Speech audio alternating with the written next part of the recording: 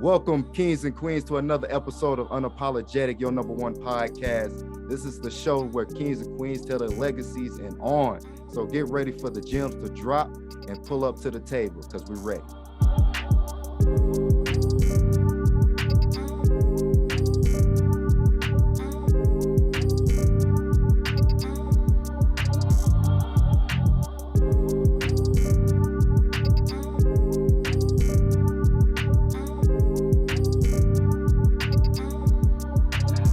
Welcome, ladies and gentlemen. We are back with another special episode right here on your number one podcast. We want to welcome this queen. Oh my gosh, man! Like, can I give her a round of applause? I'm gonna give you a round of applause because you are a phenomenal woman.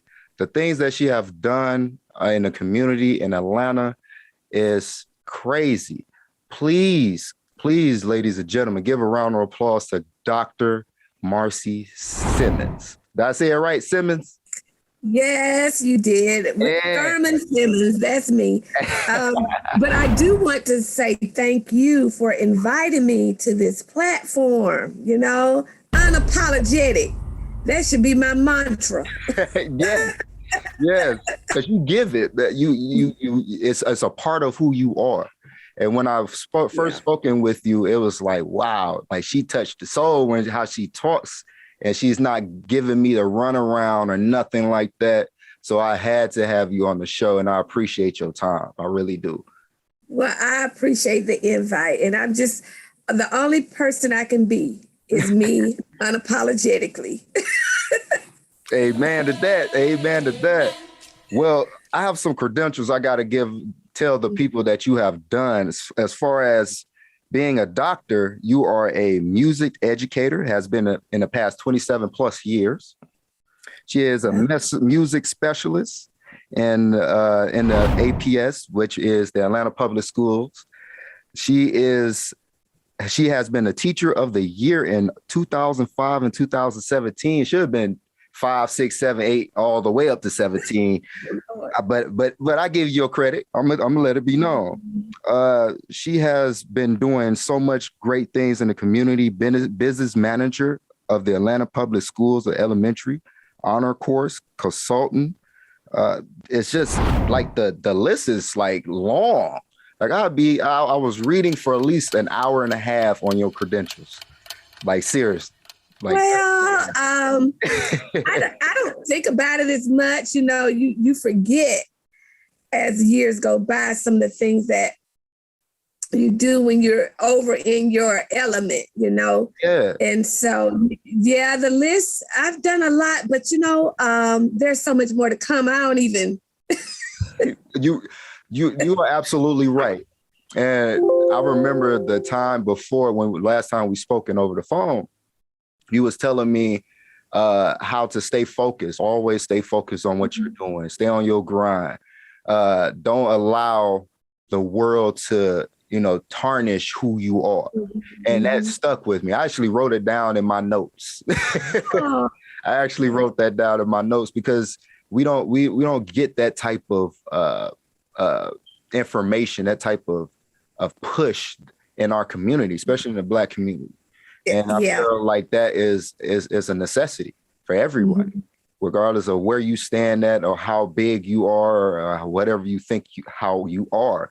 And so I had to highlight that for myself that day. So I appreciate you and thank you for that as well. You're quite welcome, but that is something, and particularly like you said, in the African-American community, that we don't help each other enough in those areas. Maybe because we don't feel there's a need to sometimes. We see everybody on the grind, but there's always a need for encouragement and godly counsel. You ain't gonna listen to everybody now. No. You can't listen to everybody. You can't listen to everybody. And, there's only a few, I can count them on one hand, of people that I even let in to put some seed in my ear. So you do have to be careful about discerning about that. And staying focused it's hard to do. It is. It's hard to do. For you being an educator pretty much your whole career, correct? Mm-hmm.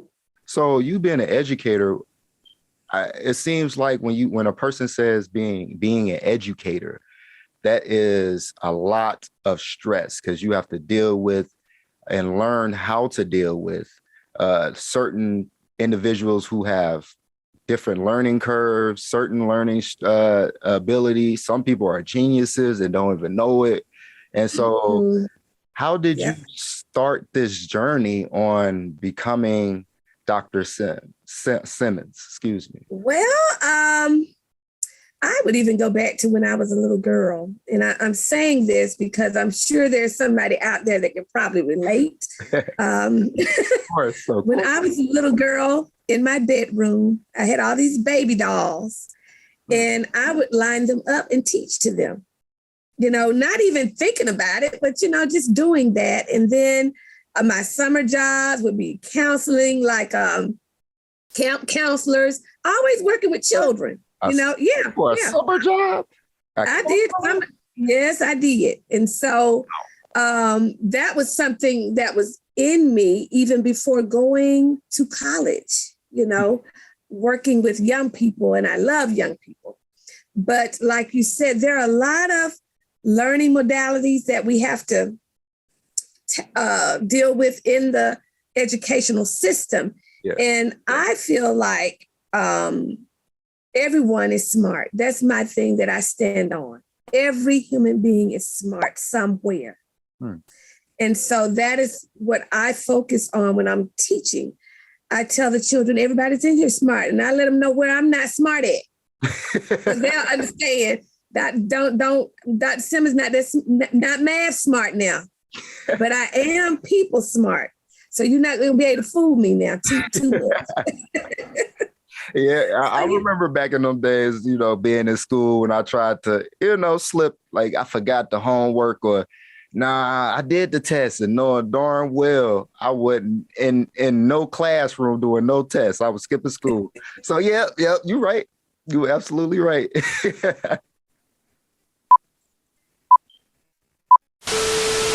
What I was saying was, as educators, we have to learn how to teach to all kinds of children, the whole individual. And so I think over these 27 years, I have figured out how to do it and keep my peace at the same time. Well, when you say keep your peace, what do you mean by that? I don't let things bother me. Behaviors, my students know I will just get quiet.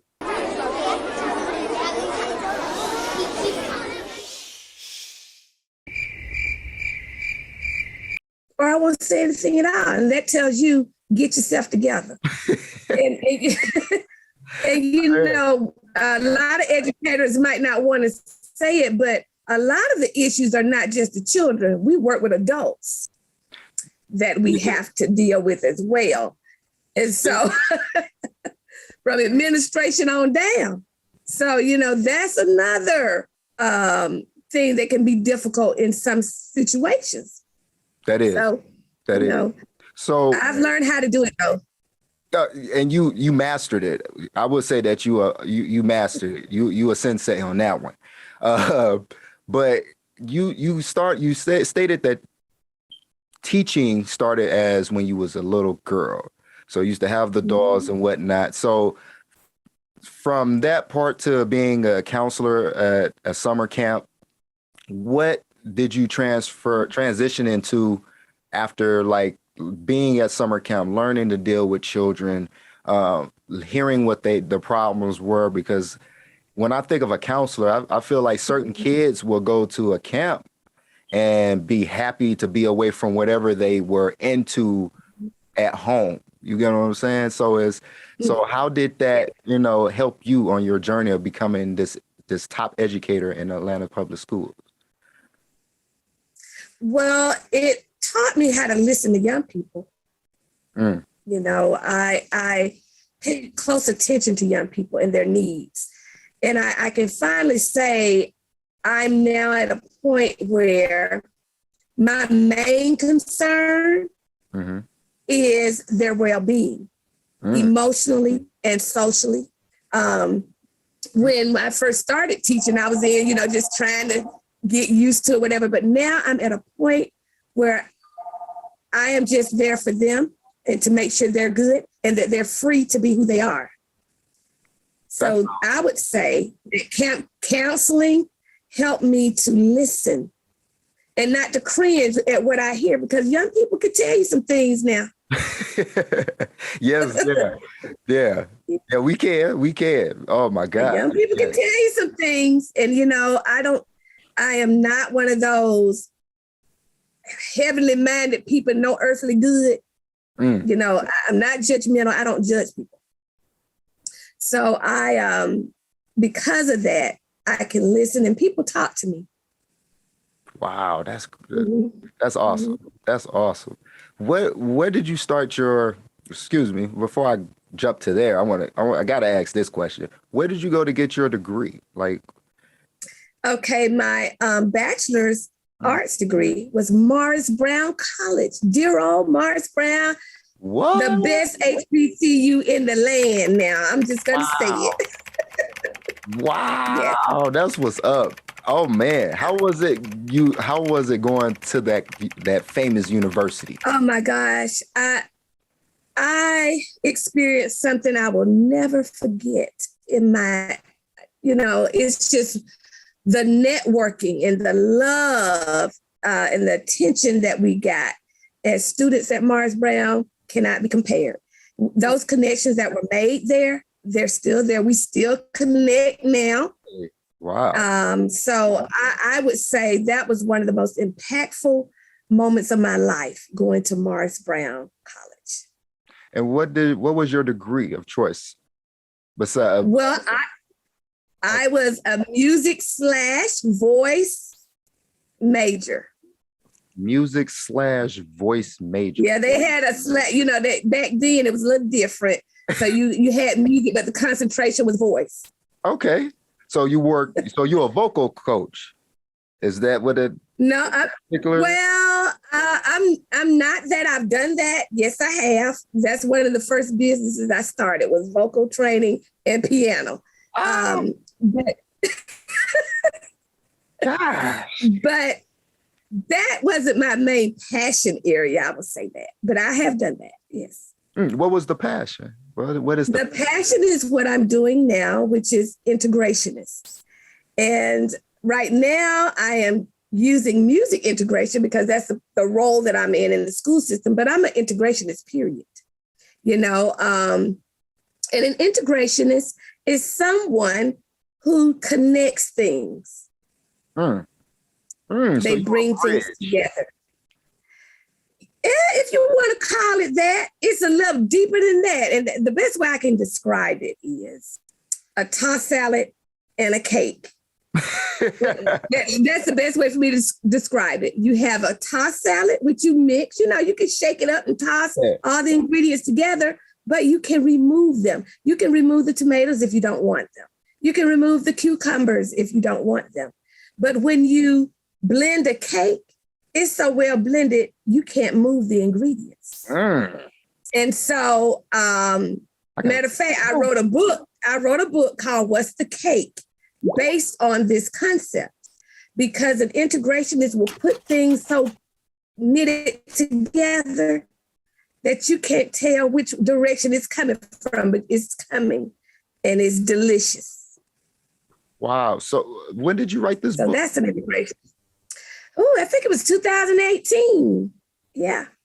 Yeah. Okay. Yeah. Yep. Okay. So what? Wow. It's a curriculum guide. And actually, I had a surgery that year. And while I was at home, I said, well, I'm just going to write a book. I was at home, I think 6 months. So I think it might have been 3. I can't remember. But I wrote a curriculum guide during that time. And I self-published it. Yeah. And I self-published it. Yes. But that was something God told me to do. And of course, if he tells you to do something, he got the resources, the time and everything to make sure it gets done. So Yeah, that's when I did it. Amen at that. But that's crazy. You wrote a curriculum based book in 6 months. Yeah. And how but it's small because and it's only 50 pages. And I'm gonna tell you why. God told me educators don't want to sit down reading all those long books. So I said, okay, I'll make it short. And so I did. And it's based on a recipe for teaching music across the curriculum. It can be taught in any subject. Really? Any subject. Music can be taught. It's universal. You know, you hear that like it's cliche, music is the universal language, but it is. Yeah, and if you use music to teach, children will not forget what you've taught. I've heard that before. It's the truth. I heard that before. And yeah, because I remember a song faster. I remember a passage in the book. Mm-hmm. You know, depending on what it is that I'm trying to, you know, bring out. And from you just hearing that, it's almost you collect, like you said, you're an integrator. So you just collaborated with, like, put together two of the things that you do the best on your sit down time, and then just made it into a something that's physical that you can actually touch and actually use every day in your life. Have anybody, or has any organization or school called you about this particular your book?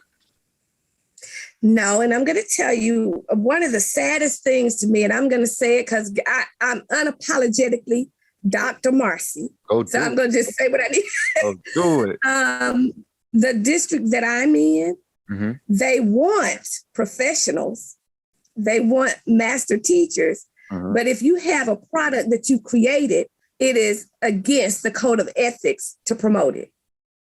So that kind of holds you. Yeah, it's a type of bondage, I would say. Yeah. But I'm working on some things. Because there's a way around any type of bondage. Yes, for sure. Please send me a book. I'll pay for it. Just send me the book. I will, and you can also get it on Amazon. You can get these if you want the electronic copy. You can get it on Amazon. And what is the name of the book again? It's called What's the Cake? What's the Cake? Teaching music across the curriculum can be a piece of cake. That sounds good. You got me hungry over here, Doc. Yeah, that's bad. Yeah. So with, wow, that's a lot. So with that being created, that you have created, and hearing that the district that you're in won't see it as something that's beneficial in the classroom, have you thought of? Well, I wouldn't say they wouldn't see it as beneficial. Yeah, they probably see it as beneficial, but it's against the code of ethics. You can't make money off your school system. Let's put it that way. So it's all you can't make money off of. Okay. But as an educator like yourself, that takes away from the learning. Yes, it does. I see why that puts you in a bind. Okay. That's ridiculous. I feel like it is. If a master, it's ridiculous. like yourself, creates something on her own free time and wants to present it to me, I'm all down for it, because there's so many all educators, I feel like, are great because they're doing something that most people won't. However, I have ran into certain educators who are just big-headed. Like, you can't tell them nothing. Like, I understand that you educated, but my father always used to tell me, you'll never know everything. So it's it's like, okay, I feel you. So I let them have their lane. You know, you gotta let people, like you said, you can't allow people to tarnish or make you upset. Just let them have their limelight. Let them be happy. And that, along with what you have created, along with the things you are doing at this moment, you should have your own school. I feel like, come on, God is speaking. Let me tell you something. You just confirming. It ain't not. Yes, I am. We will have a conversation after this conversation. So, because that's another thing. You can't tell the world everything too soon. oh yeah, you're right. You're right. I'm learning that. You got to at least keep 3/4 to yourself and get the rest. You know, you got to get a little taste like that. But get it in motion. Yeah, exactly. But for you, it's like you've been in motion for decades. Like you're also in arts, not just in music, you know, arts of education. And I feel like education is another way of showing your artistic ways. Because I had been in meetings and classrooms and colleges where the educator who's teaching, I thought he was the student or she was the student because they're so calm, they funny, they make everything comfortable. Is that something that you try to do with your students on an everyday basis? Yes. And it's fun. Okay. You know, if you're being yourself doing it. Now, if you're faking, don't do it. No, nothing fake. The children will know that you're faking, you know, True. And it's not going to work. But dancing and having fun with my students, that's who I am anyway. So it's, you know, and I keep it real with them. They know me for saying, you know, I'm going to keep it 100. I tell them that all the time. I said, so let me give it to you straight. So they know me like that. And so I say, yeah, have fun. You have to have fun. Do what you enjoy while you're teaching. So what are the grades like that you have been teaching or you are, I would say, more comfortable at teaching? Because some kids can do kindergarten, pre-K, you know, the little kids, and other educators that I've talked to like, nope, give me big kids. I can't do the little ones. You know, I love kids, but I can't do them. What is your preference, I would say, for educating a certain group? Well, I will say this. I'm going to go back. When I was a new teacher, my preference was the little ones like kindergarten. And I'm going to tell you why. It was because they're easy to teach. You both. You know, when you just started, they're going to like anything you do. So they kind of build my confidence, you know? Okay. But now I'm comfortable teaching any level. I've taught elementary most of the time consistently, but I've also during summer programs done middle to high. So I think now though in my career, I'm ready to go to something a little higher, you know, because I think, yeah.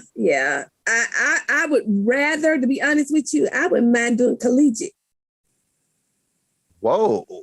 And I'm saying that because somebody's got to train these teachers. That's true.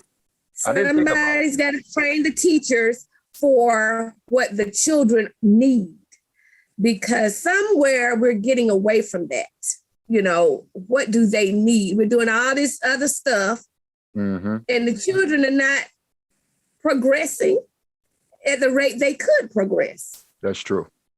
So who's going to train the teachers? Now, would that be? I will never. I'm sorry to cut you off, but I have to ask this. So would this be in a university? Are you that, or, you know, whatever. But there should be someone training the teachers that's not particularly tied to the school system, that's free to tell the truth and do it like, you know, what they're really going to experience when they get into that classroom. Right. Okay. You know? Okay. That'll be of how can I put? I'm trying to think of a name for your university. I'm going big with it. So that would be like what would you call that type of class? I don't want to put nothing on there that I don't. You know, you have you have educational programs in schools, colleges. So it would just be an additive. Matter of fact, be an integrative class, arts integration. It could be that. But there needs to be, I'm seeing it wholeheartedly as I teach the young people, that we're so focused on test-driven things that we're forgetting the root or the core of the child.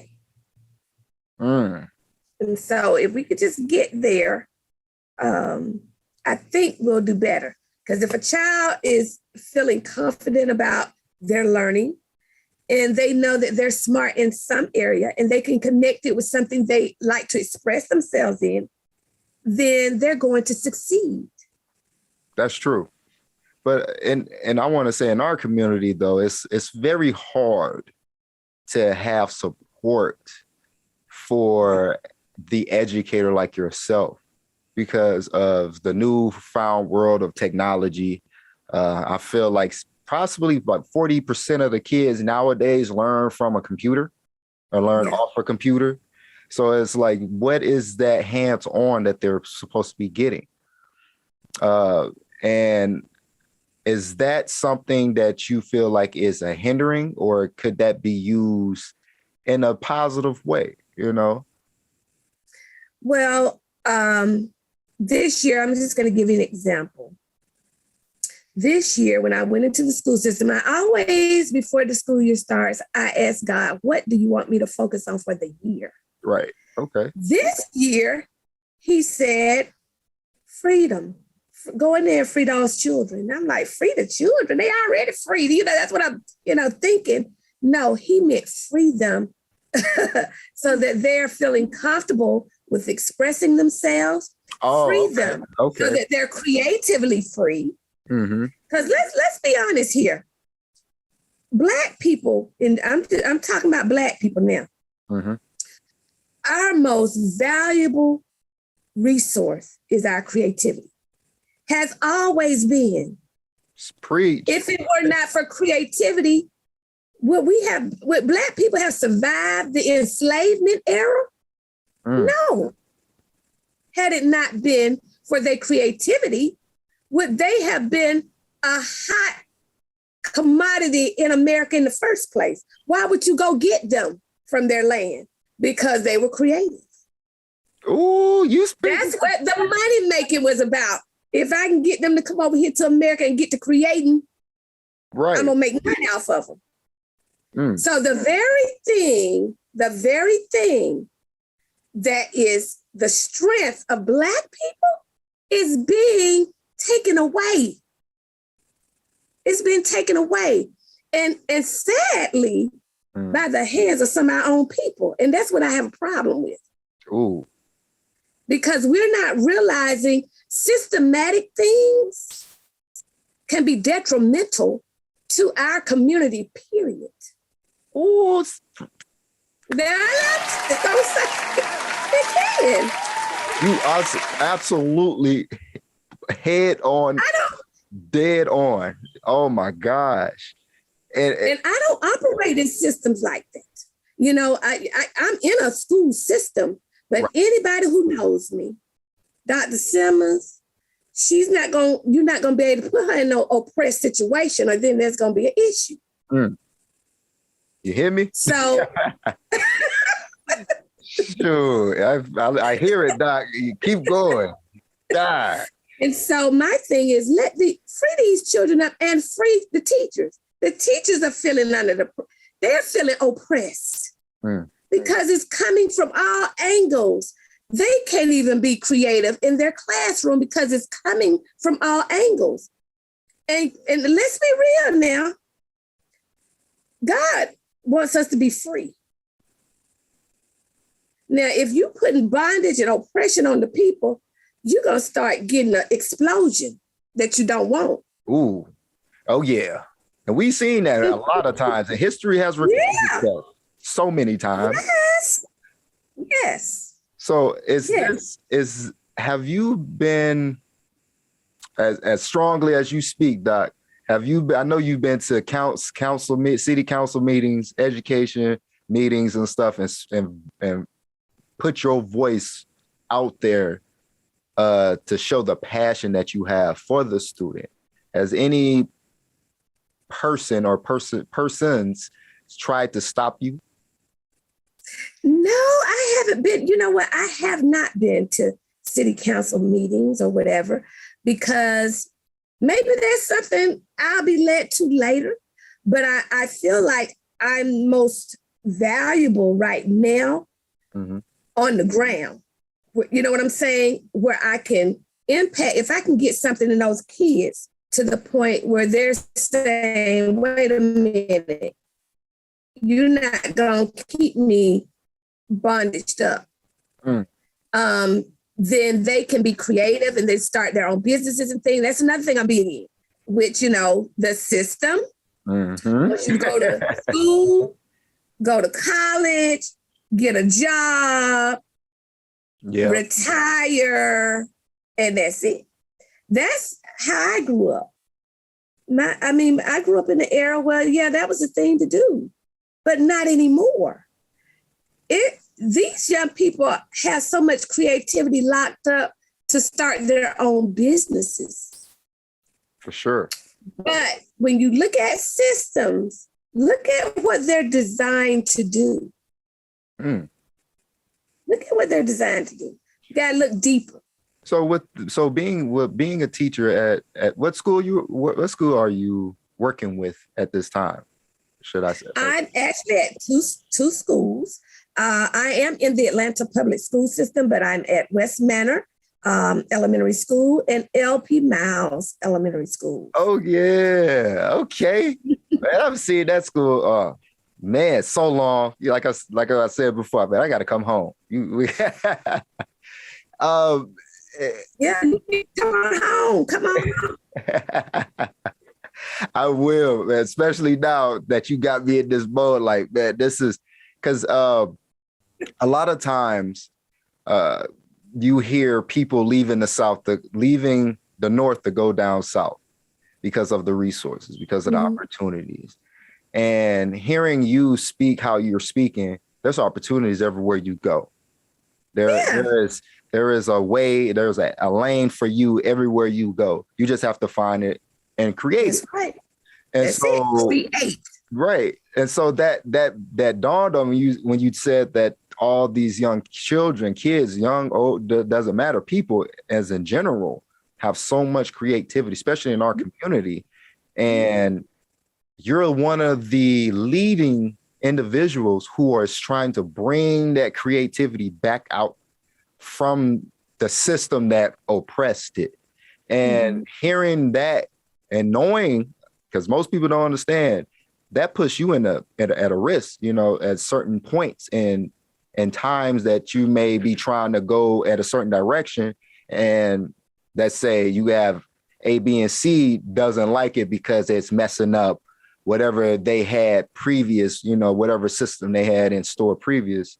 And you're like, no, you want to take down that assembly line type of thinking and give people a canvas, let them paint their own style, let them learn their own way of brushing or musical notes or however you want to put it.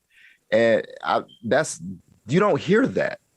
Like this is the first time in a long time that I've heard of a person with that much passion. And so it's like, where does all this passion come from? Who taught you these things? Well, I would say that my upbringing,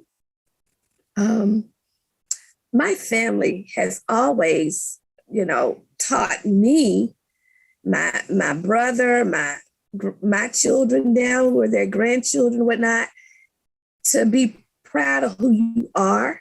And you don't have to be anything else. Be real with who you are and stand for something. Stand for something. One thing that irks me to no end. Coward mentality. I'm serious. It irks me to no end. You'll have people, they know something's wrong. And they'll say, you see that's wrong. Well, then why you didn't say anything? You hear me? You know, Oh, man. but it irks me to no end when I hear that, because I've always been a type of risk taker. I'm not afraid to do something that I know God equipped me to do. Now, if he didn't equip me to be the voice, then I need to shut up. But if he equipped me to be it, I need to go and do that, which he equipped me to do. Oh my gosh. You need to write a book about that. Coward mentality 101. Oh, Lord have mercy. Do you realize after the enslavement period was over, there were many African Americans who were afraid to go? Wow, because they were so used to the system. Right. How many of us afraid? That's a hypothetical question. Right. Shoot, a rhetorical question. I'm sorry. How many are afraid to do what you know is right by yourself and children? You know, and so you hitting the soft spot. You hit the soft spot because you gonna make a lot of people mad. Oh, I can't wait. You're gonna make a lot of people mad because you have that. You coming off without any sugar. You know, you giving it to them raw right out of the garden. There ain't no sweetening it up. It's out of love, though. Let me say, it is out of love. It's out of love for humankind. It's out of love for Black people. It's out of love. But it is what it is. What are you afraid of? Right. If you have God, what are you afraid of? But a lot of times that I see, and of course I know you have seen, you being a teacher and all, that a lot of things that we see in our world, in our today's society, music, movies, you name it, even politics, they follow the person that is in the lead instead of creating their own lead. If that makes sense. You know what I mean? Like I've ran into an individual who has a phenomenal mind on art, like just painting. And they will not do it just because they had an individual, a group of people who told them that it was ugly or they'll never make it big time. And and it's like, wow, why would you follow that? Why would that goes with that coward mentality, but I don't want to call this individual a coward because they're soft-spoken. A lot of times I feel people are soft-spoken. Yeah, that's not coward. That's just needing the confidence to me. When I say coward, I mean those people who know you got the fire to stand up okay. and you let somebody put you down. That's what I mean by coward. Okay, teach it. But there are some people who lack the confidence because no one's spoken life into them, And to me, that's an important role of an educator too. I am supposed to speak life into those children. Right. I'm supposed to say you can, and they can. I'm not lying to them. They can. Right. Exactly. And the same for the artists that you're talking about. They can, but oftentimes people don't surround themselves with the right voices. I make a very serious effort to only surround myself with those people who are positive voices and positive examples. I don't hang with just anybody. People who know me, you're not going to see me just hanging around, wasting time, hanging with nilly on the corner down there just to say I'm hanging with some friends. Listen, Dr. Simmons can roll solo if need be. I hear you. I can roll solo. You know, you got some people, they just, I can't do it unless they do it. That's where you're messing up. You have what is necessary to succeed already in you. Wow. And when you hook up with people, when you connect with people, you should be connecting with those people who are assets and not liabilities. You know, that's another thing. I want to be an asset. If I become a liability to anybody or any situation, it's time for me to go or it's time for them to go. But somebody got to leave if I'm an liability. You should want people to grow. When you walk in the room, it should be said, "Oh, here comes some help." When I walk in the room, it should be, "Here comes some help." Now, "Oh Lord, here she comes." It shouldn't be that. And that's what you hear mostly, and you absolutely right. Oh my God, you hear that from, I would say, the followers. When that leader come in, when you know you have that person that's going to speak their mind, speak it right.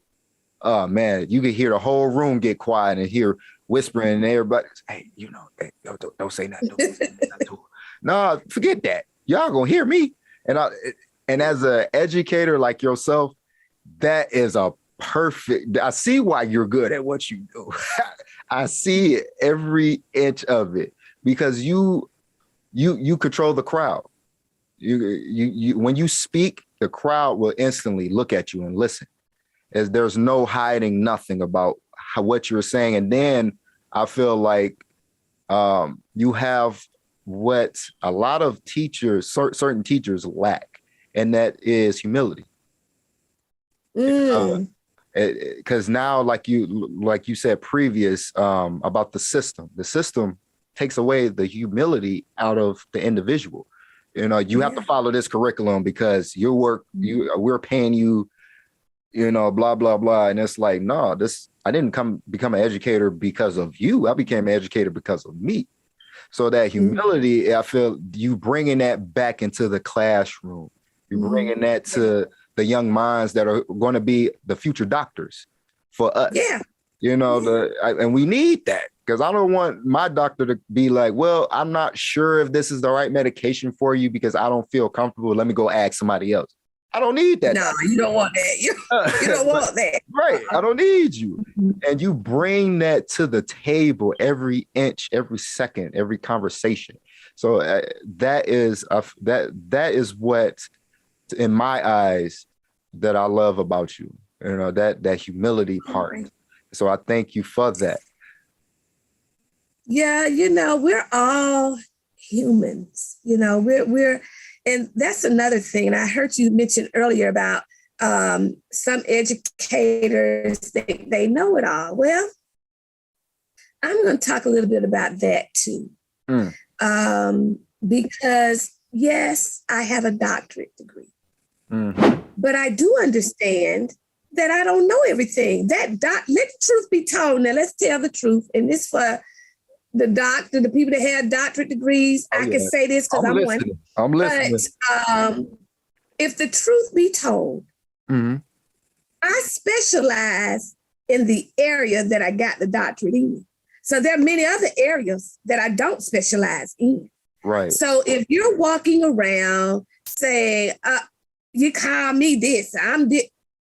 Listen, take what you learn with that degree, that doctorate. If you didn't buy it, because some people bought them, I'm just gonna tell you that too. Some people didn't do the research. They bought the degree. Buy a doctorate. It can be done, but wow. All right, I learned something new. Just take what you've learned and help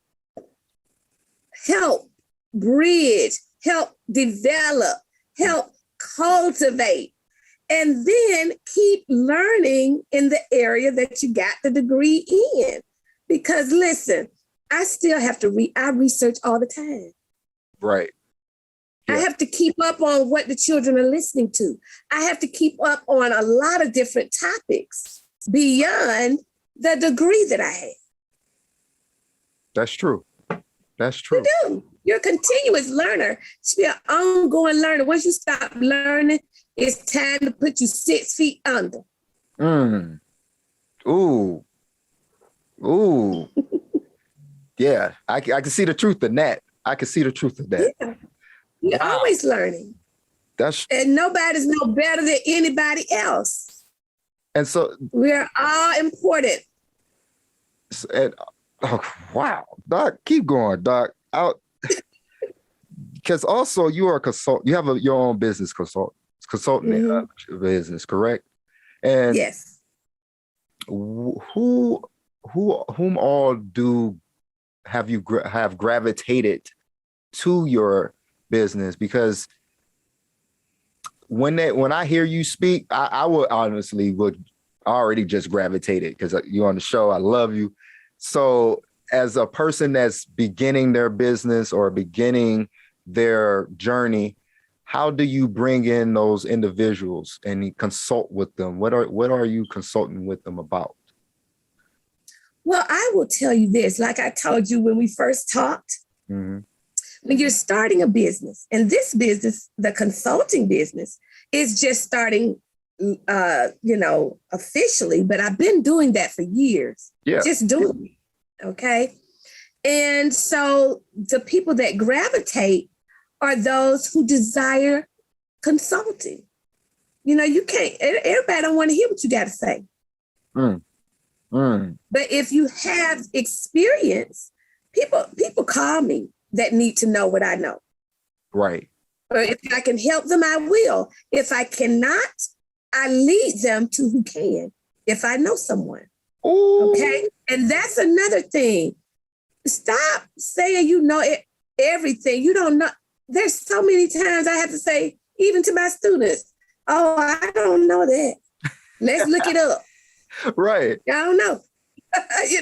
Right. And so that's the people who gravitate to consulting. Those are the people who want it. And you have to, you remember I told you, sometimes you got to give it up. Yeah, you're absolutely right. You got to when you're starting a business, give it up and wait, because you have to invest in the business.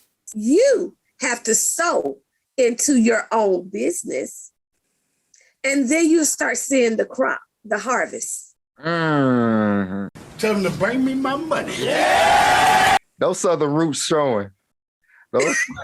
I can see those southern roots. Oh, I feel like I'm back at home already. Wow.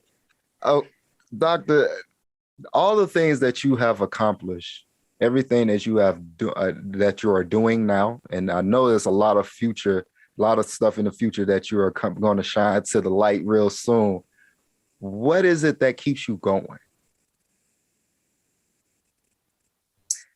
My relationship with God. I cannot say anything else. That is it. And that is something that I don't see how people make it without him. I'm constantly talking to him throughout the day, first thing in the morning, that and the purpose that he placed in me. And I will tell anybody, find your purpose. Because once you find that, you will succeed in life. God's gonna give you everything you need if you're in purpose, his purpose. Right. Okay. And so I will say, that's it. My relationship with God. That's it. That's everything, right? That's all that you need. That's everything. That's everything. On everything. You hear the children say, on God. You hear them say, on God. On God. Use it. Thank you, Doctor. Oh my God. I'm enjoying this conversation. God, I've enjoyed this conversation. I thank you so much for your time, man. I really do. Thank you for actually coming on and thank you for just the previous conversations, just before the camera came on. You helped rooted me from an ideology that I was thinking that I needed to go to. And you was like, no, just see it this way. And I'm like, oh my God. So the the energy that you give is is unbreakable. You know, it will never, you can't never tarnish it, I feel like, because you're giving the true passion of you. And so I want to say, thank you for being who you are. Please, I hope you continue to educate others, including myself. And I'm gonna push your face and everything that you do. Like I'm running you for president or something, mayor. I don't Lord, I don't know if I want that. Because we as the society that we live in now, we don't have that. We don't help teach each other. And when we do help teach each other, we bring ourselves and others down while we try to make ourselves feel better. And we see it every day. I mean, it's nothing that I'm saying that none of us have not witnessed we our see life. it. So it's an honor, and I'm thankful. Thank you so much. No, thank you. And I am most pleased to see a young Black man bringing attention to those topics that need to be addressed. I'm pleased to see you branch out on your passion and your partner's passions. And I say, do the thing. Do it with excellence. Oh, yeah. Z.G.E Studios, y'all, with my brother Adam. Do it with excellence. Yes. All the way from Chicago. You in Chicago, right? No, we in Michigan. Michigan. I don't know why I'm thinking Chicago. We do it in Michigan. It's cold. That's right. Do Well, do it in Michigan, honey. Do it up well. Thank you so much. And thank you all for tuning in on Unapologetic, your #1 podcast. Please, ladies and gentlemen, give a round of applause for the Dr. Marcy Simmons herself. She is doing so much beautiful work back home at ATL, Atlanta Public Schools.